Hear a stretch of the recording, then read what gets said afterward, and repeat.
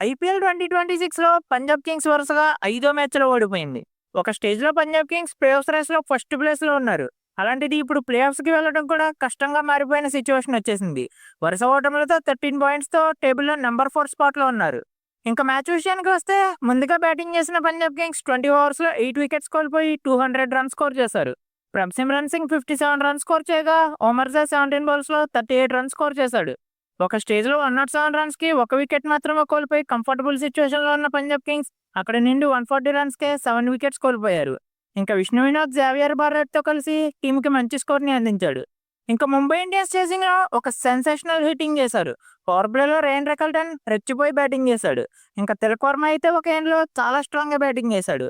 మరోపక్క will jacks కూడా 10 బాల్స్‌లో 25 runs score చేశాడు. ఇంకా తిలక్ వర్మ అయితే 33 బాల్స్‌లో 75 రన్స్‌తో ముంబై ఇండియన్స్‌కి మంచి ఫినిష్‌ని అందించాడు. Thank you for watching. Please subscribe.